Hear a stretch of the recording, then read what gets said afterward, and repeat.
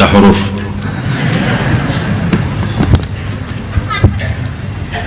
Ada pertanyaan dari hamba Allah. Syekh Ali, saya belum punya rumah.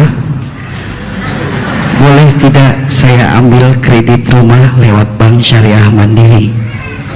Saya PNS, mau pensiun. Selama ini saya membiayai sekolah atau kuliah anak lewat pinjaman bank. Saya tahu itu riba, tapi saya minta sama Allah, ya Allah, kalau Engkau ridho mudahkanlah. Dan alhamdulillah anak saya sudah selesai, tapi saya belum punya rumah. Bagaimana solusinya? Terima kasih. Satu penanya dari hamba Allah.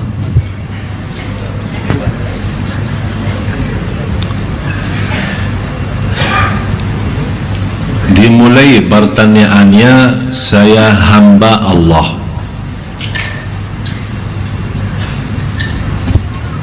Bapak Ibu, sebenarnya kita belum tahu kata hamba Allah. Cuma terlalu gampang kita sebutkan diri sebagai hamba Allah.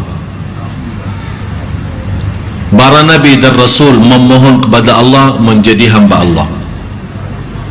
Para Nabi dan Rasul membuktikan kehambaannya kepada Allah. Kalau kata hamba Allah, berarti Bapak Ibu kita benar-benar lahir batin sudah sami'na wa ata'na. Kalau kita mau benar-benar jadi hamba Allah, buktinya atas segala nikmat kita syukur, atas segala ujian kita sabar. Tidak ada apa lagi lebih daripada syukur dan sabar, ridha. Lebih tinggi lagi daripada ridha itu adalah cinta kepada Allah Subhanahu wa taala. Tapi mohon maaf, kita belum bisa menjadi hamba Allah yang sebenar-benarnya. Walaupun mau tidak mau, kita memang hamba Allah, tapi kita membentukkan diri sebagai hamba Allah belum terwujud. Dan pertanyaannya Ibu tadi, Bapak Ibu, Indonesia dalam hubungannya sehari-hari, dalam kebutuhan sehari-hari, banyak umat Islam tidak terlepas menggunakan riba. Dan banyak yang belum sadar bermasalah kehidupan kita itu adalah sebabnya riba. Orang punya rumah sudah hasil riba, beli rumah, mobil hasil riba, punya usaha biarpun usaha kecil lewat riba. Kira-kira kita mau apa sama Allah kalau memang kita berkuburu mencari rezeki tapi dengan cara riba? Dan kita lupa firman Allah, wa may yattaqillaha yaj'al lahu makhraja. Barang siapa yang takwa kepada Allah Subhanahu wa ta'ala akan diberikan jalan kemudahan dari segala kesusahan. Bukan hanya segitu saja, wa yarzuqhu min haitsu, akan diberikan rezeki yang tak pernah nyangka, tak pernah terbayang, tidak pernah terfikir. Tapi salah satu kemudahan yang dibolehkan oleh ulama, apalagi di Indonesia sudah mulainya ada bank syariah, kita boleh lewat bank syariah dengan sistem Islami, tapi dengan syarat, termasuk bank syariah tidak boleh mensyaratkan seandainya ada keterlambatan dalam membayar atau melunasi tagihan, kalau kena denda atau istilah lain bunga, walaupun itu bank syariah, tetap hukumnya riba. Jadi hati-hati. Sekarang biasa bank-bank biasa, kalau kita ada tagihan tanggal sekian, kalau lewat satu hari atau hari-hari tertentu tidak melunasi tagihan itu, otomatis akan kena beberapa persen. Semakin telat lagi semakin naik. Bank menamakan bunga, merubah kata riba, seolah-olah dengan rubah kata bunga daripada riba barangkali bisa merubah hukumnya. Ya, hukumnya riba tetap riba, biarpun diganti nama dan nama yang menarik perhatian atau nama bagus, ya riba tetap riba. Tapi lewat bank syariah setahu saya masih aturannya aturan Islami.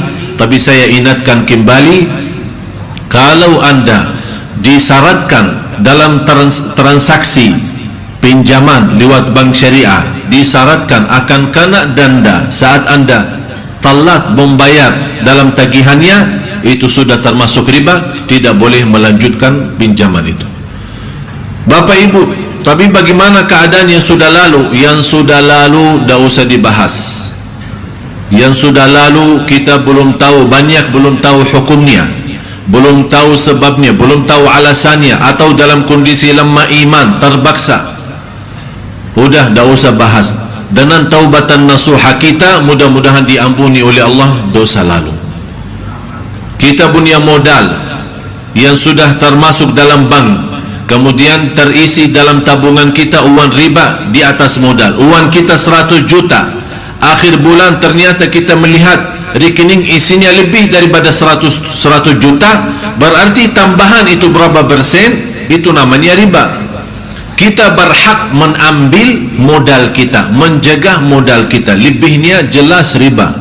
Tapi bagaimana cara kita menggunakan yang lebih itu? Daripada dibiarkan diambil oleh bank, boleh kita ambil, tapi bukan digunakan untuk pribadi kita, keperluan kita, tapi kita bisa membantu kebutuhan umat Islam dalam kebutuhan umum, jalan umum, WC umum. Misal terminal bis, WC-nya kotor, rusak, kita perbaiki. Ada masjid tidak boleh perbaiki masjidnya, tapi kamar mandi masjidnya boleh. Ada parkiran masjid yang cukup kecil, terganggu, tidak berfasilitas untuk jamaah, dengan uang itu bisa kita gunakan. Tapi jangan harap dengan uang itu mengharapkan pahala sebagai sedekah, karena ini bukan sedekah, karena itu riba. Cuman untuk melepaskan diri daripada tanggung jawab di hadapan Allah SWT. Oleh karena itu, kembali lagi, intinya lewat bank syariah tidak menjadi masalah, tapi hati-hati saat disyaratkan ada kena denda. Kalau kita telat bayar tagihan kita, itu sudah jelas riba. Jangan menggunakan hal itu. Dan lebih baik tinggalkan pinjaman lewat bank. Taqwa, bersabar sampai Allah berikan rezeki yang Allah sudah tentukan. Dan yakini tidak akan orang meninggal dunia belum dipenuhi rezekinya. Tak akan meninggal dunia belum dipenuhi rezekinya. Tapi terserah manusia. Manusia tidak mampu sabar. Barangkali rezekinya di akhir umur. Masa saya menunggu akhir umur dapat, habis itu meninggal. Berartilah saya duluan aja mengambil. Dengan cara bagaimana? Itulah yang menjadi masalah. Dan ingat Bapak Ibu, soal rizki, soal harta kan ada dua macam, ada halal, ada haram. Yang halal, sekarang banyak jamaah bertanya, alhamdulillah rizki halal. Biarpun halal, jangan lupa halal itu dihisab oleh Allah. Yang halal dihisab, bukan yang haram. Yang halal dihisab dari mana dan kemana. Terus yang haram apa? Yang haram bukan dihisab, tapi diazab.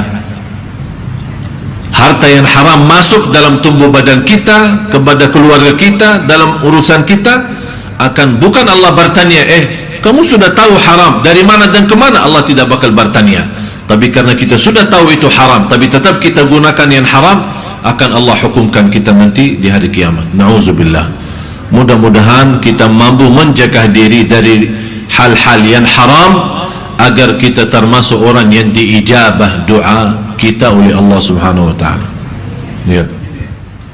Wallahu taala a'lam.